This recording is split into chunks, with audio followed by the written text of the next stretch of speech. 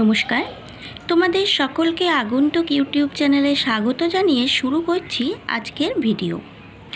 আগের দিন আমি আলোচনা করেছিলাম তোমাদের সঙ্গে আলো অধ্যায় থেকে 10টা শর্ট কোশ্চেন নিয়ে।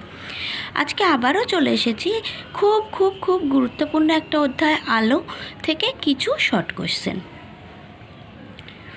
তো দেখতে পাচ্ছ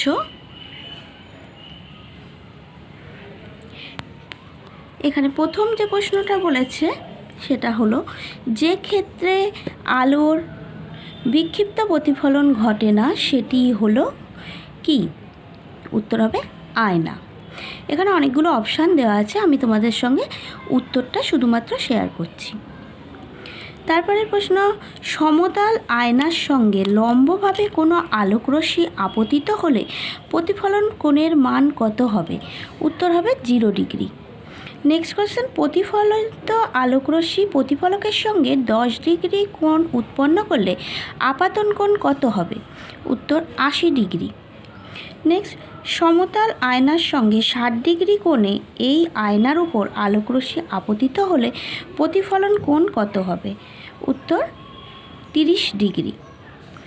নেক্সট কোশ্চেন, জল অর্ধেক পূর্ণ গ্লাসে একটি পেন ডোবালে জলের ভেতরের অংশে পেন বাঁকা বলে মনে হয়। আলোর যে ঘটনার জন্য এটি হয় তা হলো উত্তর প্রতিসরণ। নেক্সট কোশ্চেন, একটি কাঁচপাত্রে রাখা জলের মধ্যে একটি দণ্ড আংশিক নিমজ্জিত আছে। এক্ষেত্রে দণ্ডটি জলের নিচের যে অংশ দেখা যাচ্ছে তা আসলে উত্তরটা কি হবে? এখানে যে অপশান 3টা আছে তার মধ্যে উত্তর হবে বস্তুর নিমজ্জিত অংশের প্রতিবিম্ব। নেক্সট কোশ্চেন, ঘনতর মাধ্যম থেকে লঘুতর মাধ্যমে আলোকরশ্মিগুচ্ছ প্রবেশের সময় অবিলম্ব থেকে দূরে সরে যায়, না অবিলম্বের কাছে সরে আসে, না অবিলম্বের ওপর দিয়ে যায় প্রতিফলিত হয়? তাহলে এই অপশানগুলোর মধ্যে উত্তরটা হবে অবিলম্ব থেকে দূরে সরে যায়। নেক্সট কোশ্চেন, আলোকরশ্মি ঘনতর মাধ্যম থেকে লঘুতর মাধ্যমে গেলে আপাতন কোণ সমান সমান প্রতিসরণ কোণ হবে, না আপাতন কোণ সমান প্রতিফলন কোণ হবে, না আপাতন কোণ লেস দেন প্রতিসরণ কোণ হবে, না আপাতন কোণ গ্রেটার দেন প্রতিসরণ কোণ হবে? এর মধ্যে আলোকরশ্মি ঘনতর থেকে লঘুতর মাধ্যমে গেলে কি হবে?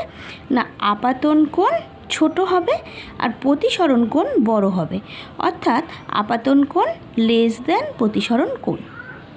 ঠিক আছে, এবার নেক্সট কোশ্চেন 19-এর দাগ বলছে, লঘু মাধ্যম থেকে আলো ঘন মাধ্যমে প্রতিসৃত হলে প্রতিসরণ কোণ আর ও আপাতন কোণ কি হবে? আপাতন কোণের মধ্যে সম্পর্কটা কি হবে? আই গ্রেটার দেন আর। এখানে আপাতন কোণকে ধরা হচ্ছে আই ও প্রতিসরণ কোণকে ধরা হচ্ছে আর, তাহলে দুটোর মধ্যে কীরূপ সম্পর্ক হবে? I greater than R. Next question 20, 6 foot লম্বা, দেখতে পাচ্ছ 6 ফুট লম্বা একজন মানুষ আয়নার সামনে দাঁড়ালে তার প্রতিবিম্বের মাপ হবে কত? উত্তর হবে 6 ফুট। নেক্সট 21-এর দাগ, নিচে কোন শব্দটিকে সমতল আয়নার সামনে ধরলে আয়নাতে যা পড়া যাবে তাও একটি অর্থযুক্ত শব্দ হবে? এখানে অপশানগুলো তোমরা দেখতে পাচ্ছ। ঠিক আছে, এই অপশানের মধ্যে কোনটা আয়নায় ধরলে একই রকম অর্থযুক্ত শব্দ হবে? উত্তর হবে AM।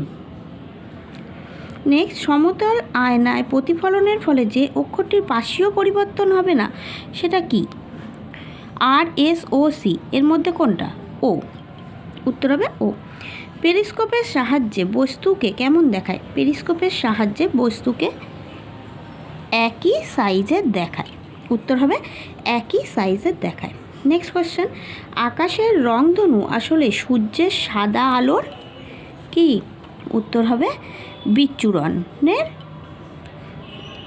বিচ্ছুরণ গঠনের প্রাকৃতিক ঘটনা মাত্র। বিচ্ছুরণ গঠনের প্রাকৃতিক ঘটনা মাত্র। ঠিক আছে, নেক্সট কোশ্চেন, সূর্যের আলো ড্যাশ আলোর সমষ্টি। তাহলে সূর্যের আলো কয়টি আলোর সমষ্টি? না 7টি আলোর সমষ্টি। উত্তর হবে 7টি। নেক্সট, রংধনুর শেষ প্রান্ত দুটির বর্ণ হলো লাল ও বেগুনি। নেক্সট কোশ্চেন, সবচেয়ে কম শক্তির আলো কোন শক্তি? উত্তর হবে এই যে দৃশ্যমান রশ্মি। নেক্সট, ওজোন স্তরে ছিদ্র তৈরি হওয়ার জন্য দায়ী কি? উত্তর হবে ক্লোরোফ্লুরোকার্বন। এখানে অনেকগুলো অপশান দিয়েছে, তার মধ্যে উত্তরটা হবে ক্লোরোফ্লুরোকার্বন।